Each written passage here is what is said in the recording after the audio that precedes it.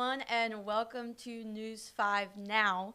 A four-legged officer put to rest, coyotes are prowling in Mobile, and a Northwest Florida park has been vandalized.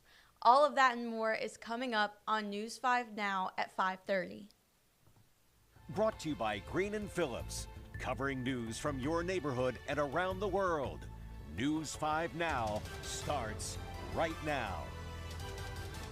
Hello, everybody. Thank you so much for being here with me on this Tuesday. I am digital reporter Summer Poole, and we have a lot to tell you about today. We're going to go through our big stories, our question of the day, and our poll of the day. So let's go ahead and get started with our big stories. At number 5, a former Santa Rosa County Sheriff's Office canine was put to rest Monday after she was diagnosed with cancer. Canine Copper joined the agency in 2018 with her brother Canine Zink. She was part of the tracking unit, and at one point she had tracked a missing 2-year-old boy who wandered into a swamp. Florida Attorney General Ashley Moody made Copper the first four-legged law enforcement officer to earn the Back the Blue award. Copper retired from the sheriff's office in 2023. Look at how sweet she looks. And at number 4, Shomari Figures is set to serve on 2 House committees. He was selected Tuesday to serve on the House Transportation and Infrastructure Committee and the House Agriculture Committee. Figures says he will address many needs in Alabama's 2nd Congressional District, including the I-10 Bayway Bridge, resources for the Port of Mobile, and supporting local farmers. And at number 3, as the winter weather continues, you may see more coyotes than usual. This one was caught on camera at the Commons at Spring Hill Condo Complex. A resident snapped photos and videos and sent them to us last night. Biologist J.J. McCool says coyotes tend to be more active during the winter. This time of year is also their mating season. And although coyotes prefer to hunt rodents, household pets can also become targets. So watch out for your cats and your puppy dogs. McCool says Alabama has an estimated 50 to 55,000 coyotes, the 15th most of any state, and the state with the most, guys, this is so shocking to me. Texas has more than 800,000 coyotes. That's crazy, especially compared to the 50 to 55,000 that we have in Alabama. That is a big number. And number 2, over 13,000 students in Alabama applied for the CHOOSE Act to receive tax credits to help fund their education. It can provide up to $7,000 for students to spend on textbooks, tuition, and other educational needs. Some state politicians believe the CHOOSE Act will benefit students as it offers a learning environment tailored specifically to them. However, others believe it could benefit certain areas in the state, while others could be left behind. Applications are open through April 7th. And at number 1, the restrooms at Chester Pruitt Park in Fort Walton Beach were vandalized over the weekend. City officials say repairs will cost thousands of dollars. Park maintenance staff is working to make sure the restrooms are functional ahead of the city's Martin Luther King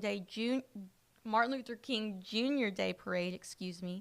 The parade will conclude at the park where a rally will take place, and that is happening Monday, January 20th on Martin Luther King Jr. Day. And those are our big stories for this hour. Now, our question of the day today is: how do you feel about Carrie Underwood performing at Donald Trump's inauguration? And we have a ton of comments, so we're just going to go through a couple right now. Christine says she loves it. Angie says she thinks that Carrie Underwood will do wonderful. Kay says she doesn't really care. She won't be watching. Christy says she thinks it's great. Dustin says he loves it. There are a lot of you guys saying you love that Carrie Underwood is performing there. Paula said, glad she accepted it. It's an honor to be asked. So a lot of people saying you guys are happy that Carrie Underwood was selected to perform at the inauguration. So thank you for commenting on that. And now we're going to get to our poll question of the day. And sorry, guys, if you hear me sniffling. I'm getting a little sick, but it's okay. I'll be okay. I'll make it. So our poll for today was, have you given up on your New Year's resolution? And gotta be honest, I'm a little surprised at the answer. So 60% of you guys said, nope, you haven't given up. We are also only 14 days in. So, but good for you if you haven't given up. 40% of you voted, yep, that ship sailed a long time ago. And I gotta say, I didn't make any New Year's resolutions, but I have been going to the gym. So I hope that I continue doing that and push myself to continue doing that throughout 2025. Anyways, thank you guys so much for voting in that poll. And we are going to ask you to do some homework now. So we want you to go over to our Facebook page if you're not there already. And we want you to answer our next question of the day and poll of the day. So our question of the day for tomorrow is, former First Lady Michelle Obama will not attend President-elect Donald Trump's inauguration next Monday. What are your thoughts?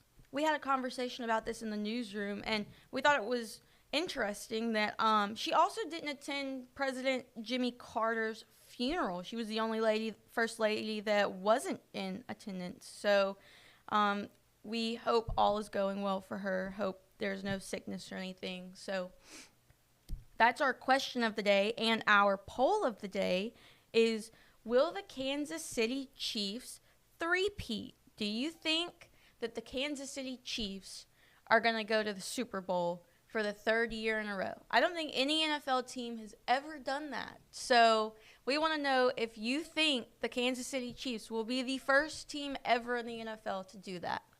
Thank you guys so much for joining me today for News 5 Now, and we hope you have a great rest of your day. Tune in to WKRG News 5 at 6 with Roseanne, Peter, Ed, and Simone.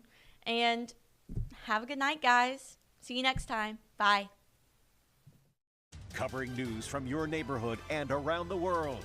You are watching News 5 Now, brought to you by Green & Phillips.